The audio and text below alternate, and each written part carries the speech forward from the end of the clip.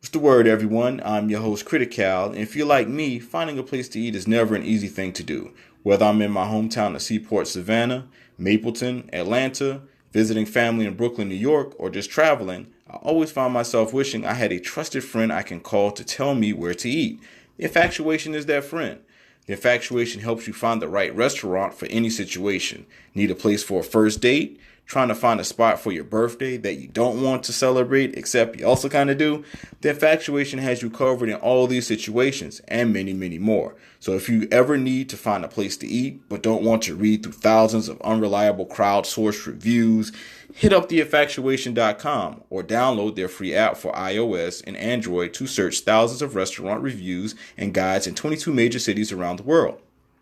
Or let the infatuation do the work for you by sending a text to 64560. That text is 64560. A real person will respond and help you find a restaurant that's perfect for whatever situation you find yourself in.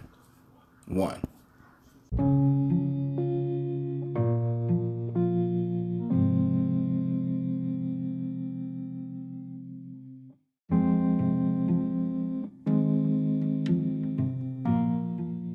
Welcome to Critical Blues Reviews. I'm your host, Critical.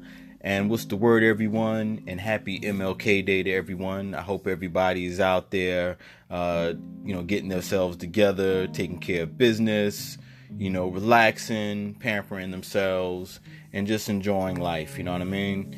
And so this morning, we will be reviewing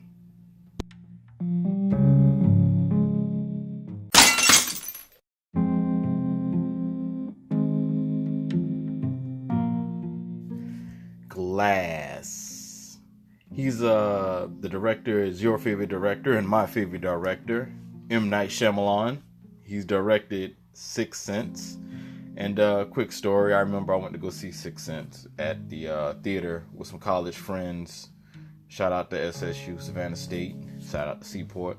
And we went out there, and I remember during the play, that's when I figured out that Bruce Willis was dead. Spoiler alert, if you didn't see Sixth Sense, shame on you. But so that's when I found out Bruce Willis was dead at the play, and I turned to a homeboy, Darren. I was like, Darren, I figured out the movie. Bruce Willis is dead. He was like, man, shut up. He also directed Signs. Signs is a memorable movie for me because that was like the last time I spent time with my sister, my late youngest sister. So and she like got so scared. It was a jump scare, and she knocked the nachos and the nacho cheese in the air, and it landed right on top of me. So that will always be a memorable moment. Unbreakable, shout out to Tori because she was my roommate and she turned me on to Unbreakable. She said it was good, and I was kind of like, I don't know, I might check it out. So I finally checked it out because of her. So shout out to you, Tori. And M. Night Shyamalan also directed Split. And just for a quick log line, it's about two phenomenal people with extraordinary abilities. They are captured and placed in a psycho ward along with another astonishing individual. Can they prove that they're not a danger to society and themselves? And just to kind of give you the characters in the cast, and this was going to be a long one, so bear with me. You got Patricia, Dennis, Hedwig, Barry, Heinrich, Jade, Ian Mary Reynolds, Norma, Jalen, Kat, BT, Kevin Wendell Crumb, Mr. Pritchard, Felita, Luke, Guttard, Samuel, Polly, and the Beast. All of these characters are played by James McAvoy. He was also in Split. He was in the X-Men trilogy, and he was in Atonement. And the weird thing about it is, I don't know. I tried to, when I watch X-Men, I try to see if I see, I remember Professor X, whatever. When I try to watch like Split or this film here, I did not see Professor X at all. Like I tried to and I could not. He's a great actor. I have to give it to him. Also, you have David Dunn, played by Bruce Willis. You remember him from Die Hard and Sixth Sense, and also Pulp Fiction. You have Elijah Prince, first name Mr., last name Glass. Even though it's called Glass, he's not the main character. I'll get back to that later. But he's played by Samuel Jackson. And just a quick story, I remember I met Samuel Jackson's wife, just when I was like in my bellman days. And I went to assist, a woman with her luggage or whatever, and her last name happened to be Jackson, and I opened the door, she opened the door or whatever, and I get her luggage, and I'm making small talk, how you doing, Miss Jackson, my name is Critical, and I'm here to get your luggage. So, so she was like, all right, cool. So she was like, yeah, I got to meet my husband, he's on set with whoop-de-whoop, and, I didn't know, and I was just like, oh, is your husband, he's a cameraman, he works behind the scene, what does he do? So she was like, my husband's name is Sam. I'm like, why does she think I know her husband? You know what I'm saying? Like, why did she just give me her husband's name? Why, that's kind of strange. So I said, oh, Sam, okay. Should I know Sam? Samuel. That's what she says back. I said, Samuel? Why does she keep giving me her husband's name? Like, I didn't ask her for her husband's name. So I'm like, Miss Jackson, I'm sorry, I don't Samuel. Oh. She's like, oh. But the twist is, I have a homeboy. Actually, you all met him, Clean. He did, he actually, helped me with the podcast with Venom. He knows the Jackson family. He knows Samuel Jackson and his wife and their daughter. And so, like, he told me this in college. He was like, yeah, our family is real close with their family. And, and one thing about Clean, he doesn't lie. But it just felt weird for him to know an A-list actor. You know what I'm saying? So it was like, yeah, right. But I knew he was telling the truth, but it was just weird, So I was like, I looked at her, I was like, well, so you must know Clean then. I said his real name, but, I was like, you must know Clean. She was like, Clean, yeah, Clean Dennis. So she was like, yeah, I know his family. So that was pretty cool. So we had a pretty good conversation, and shout out to you, Clean, you know what I mean, for doing your thing and continue to do your thing. But that was cool. But Samuel Jackson, he's known for Snakes on the Plane. Actually, that was a good movie. People make jokes about Snakes on the Plane, but I think that was a pretty dope movie. Pulp Fiction, was a classic, and also Unbreakable, he was in that as well. You have Dr. Ella Staple, played by Sarah Paulson. I love her work. Her acting chops are dope. You remember her from American Horror Story and 12 Years a Slave. You have Casey Cook. She played Anya Taylor-Joy. She's not played. Casey Cook is played by Anya Taylor-Joy, and you've seen her in Split, Morgan, and Witch. And just to kind of catch you up, because a lot of people, I don't want people to go see this movie thinking, yeah, I can just walk in and know what's going on. No, so I'm going to just kind of catch everybody up real quick. So, Unbreakable started, the crossover with David Dunn in a train accident, and he survives this disaster without a scratch.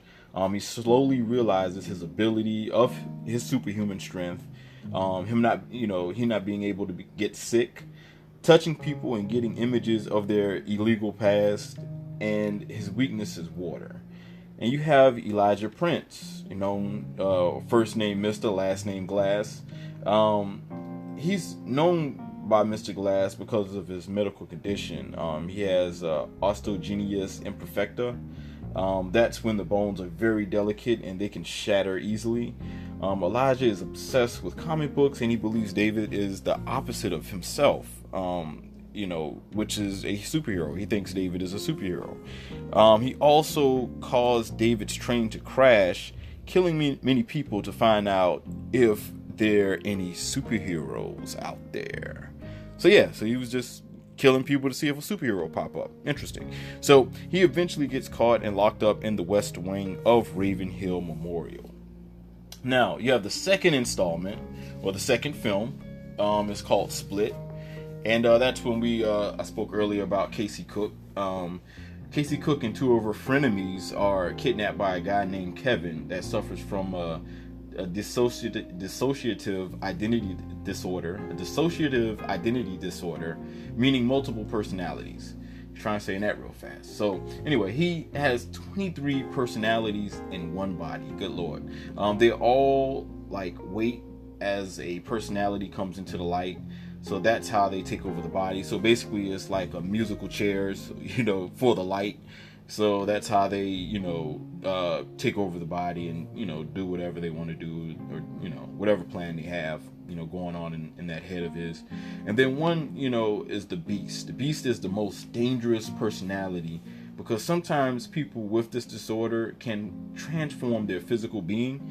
So like the beast gets bigger and stronger. He's also able to climb on walls like Spider-Man and takes bullets with no injuries, so that's some of his abilities. Now, what I didn't like about the movie, M. Night Shyamalan kind of does this a lot. He exaggerates characters.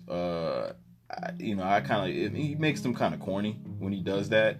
I don't know why he does it, but it seems like the characters kind of could be over the top. Now, the good news is he did this, but it's only at the beginning of the film. Also, David's hero's name is the Overseer, and that's stupid. I think David has a stupid comic book name. Another thing, there's no heavy blood with M. Night Shyamalan's movies. I think, with his movies, blood can push his movies further, but he refuses to use it. Like, for example, The Happening, I felt like Happening wouldn't have been so bad. It probably would have been bad, but it wouldn't have been as bad if they would have had blood in it. You know what I'm saying? Because it would have been like, like wowing factors that kind of just wow you and be like, whoa, or just give you shock value. But he's more into the story, so I respect that. But I felt like a little bit more blood, would, get the antennas going a little bit. Another thing, Sarah Paulson's character, Dr. Staple, didn't really stand out as I thought she was going to stand out. I was just kind of like, not as she should have done more or anything like that. It's just that, Sarah Paulson has, great acting ability, and I thought, and usually she kind of takes over roles. She didn't really take over any roles in this story. So, it is what it is. What I did like, there was a strong introduction. I felt like David Dunn, Bruce Willis's character, had a strong introduction. Also, David Dunn's nickname was the Tiptoe Man before it was the Overseer. I felt like that was kind of, it was a little silly, but it was interesting. Also, David isn't working alone. Like most superheroes, you gotta have a partner. So I'm just gonna leave that at that. And also, it was the scene, I think, Dennis, if I'm not mistaken. Dennis is the little boy, if I'm not mistaken. That the entity that's inside, the 23 characters that's inside this one body. And I think Dennis is one of them. And he was, if you remember the trailer, he was like rolling around on skates, and he was talking to the girls, the cheerleaders. And, so the thing is, the beast was coming, and he had to take his skates off, and he was saying, hey, the beast is coming, and I don't want the beast to come in roller skates while I'm in roller skates. So I thought that was pretty funny. The Glass, as I mentioned earlier, isn't the main character, but very, but when he does something, it's very strong. You know what I mean? Like I was very entertained when Glass got on the screen. When Mr. Glass got on the screen, I thought that was a pretty good look for him. Also, this comic book movie has the crossover trope. I thought that was pretty cool because we're in the age of comics right now where a lot of comic book movies are crossing over. You know what I mean? So like everybody is, that was in one movie is crossing over to the next movie. And I felt like M. Night Shyamalan, jumped right on time, especially during the Infinity Wars. Like that's the biggest crossover. So it fits right in, you know what I mean? So that's pretty dope on that end or that aspect. And like I mentioned, Glass, it was a strong character when, he did do something. I don't know. I think I'm gonna have to start rocking purple, for Elijah, to represent Elijah, Mr. Glass, or at least rock an outfit for Halloween. You know what I mean? So that would be dope. And I guess the thing too, I do have to measure if Mr. Glass or Elijah Prince was a black monster, or what category did he fit in? that one's kind of hard. You can easily say he's a black monster because the simple fact is, the fact that he's broken enough bones to feel severe pain, and all of a sudden he wants to kill masses just to see if a hero will pop up. I mean, that's kind of, ridiculous. You know what I mean? But at the same time, though, on the other aspect, you got, the movie, not movie, excuse me, the comic book villain. And most comic book villains don't really need a great reason to take over the world or want to hurt anybody. So, that could be what M. Night Shyamalan was going for. You know what I mean? So it's kind of really hard to really pull out to see if he was being portrayed as the black monster or he was just the, the comic book villain. You know what I mean? I want to rule the world, or I want to hurt people type of thing. You know what I mean? So that part I feel was, a little hard to really pull out right then. I feel that James McAvoy stole, or I won't say he stole the show, but I felt like he did great with his acting. I mean, it was all of these characters that he had to pull out and pretend he was. I felt like that was pretty cool. You know what I mean? Also, you had as I mentioned before, leaving off James McAvoy, I felt like, as I mentioned, it's hard. It was hard trying to see if he was the Professor X, because I actually did it. I was like, do I see the Professor X in there somewhere? Like something, a glimpse of Professor X, and I didn't see him. He wasn't there. It was like, wow, like he really is such a great actor that I did not see Professor X. It felt like it was a totally different actor. You know what I mean? So that's how good he is. And also, Bruce Willis, he was solid. It was a safe character. He was pretty solid. And, just to make any comparisons to any other movies, what does this movie remind me of? I would say Batman vs. Superman, but it doesn't suck. You know what I mean? So that's my comparison. It's way better than Batman vs. Superman. But, like the whole thing of Eisenberg's character, Lex Luthor, basically putting Batman against Superman, you know what I mean? And, putting them together.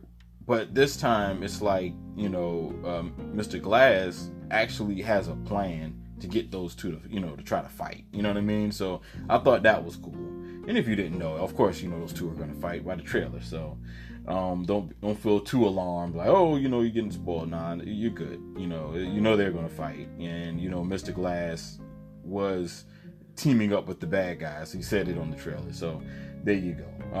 But yeah, I felt like it was a better way of making Batman fight Superman. It was a lot smarter. Great story. And so it was cool. And I'm going to do this right here. Everybody gather around. Put your ears to the speaker. Put your headphones on.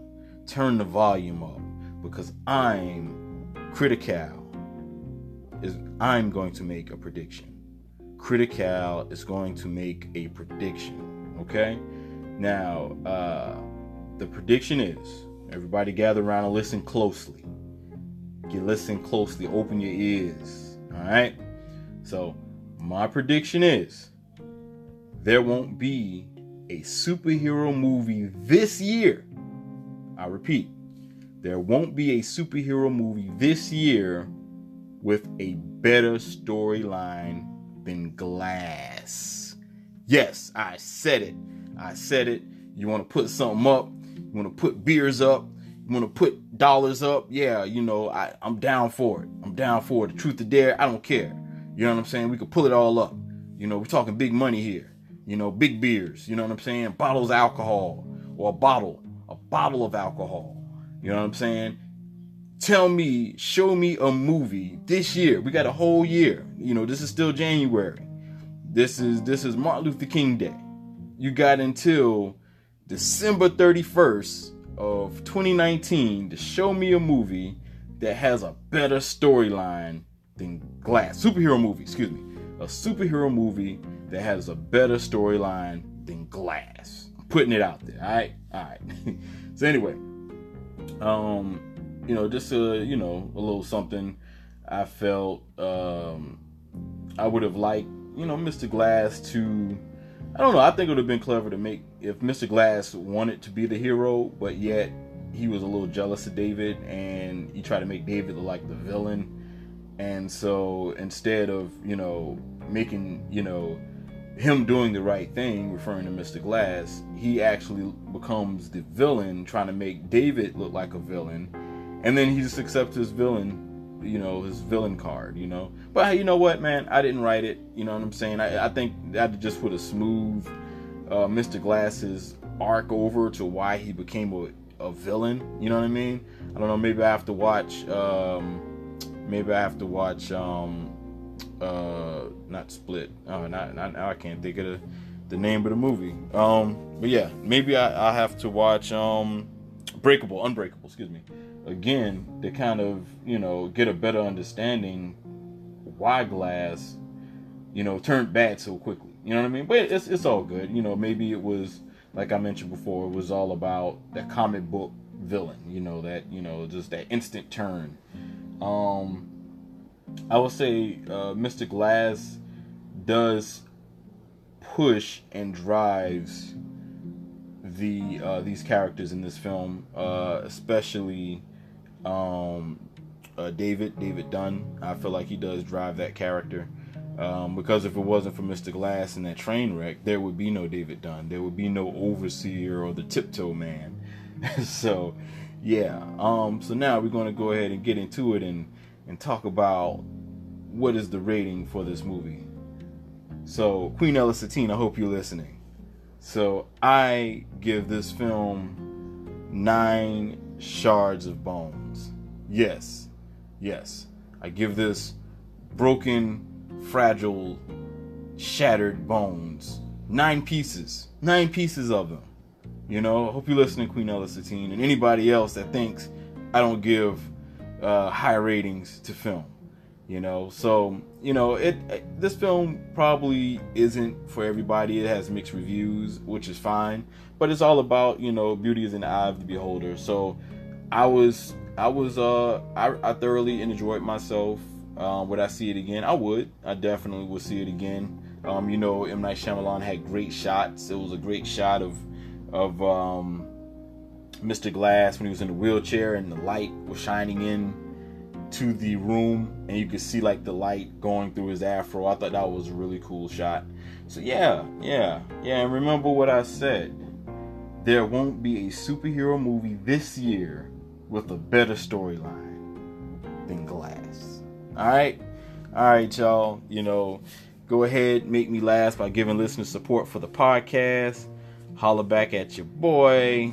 I'm gonna try to keep these movies. I am going to keep these movies coming. I think 2019 is going to be a great year for film. It's going to be a great year for horror film.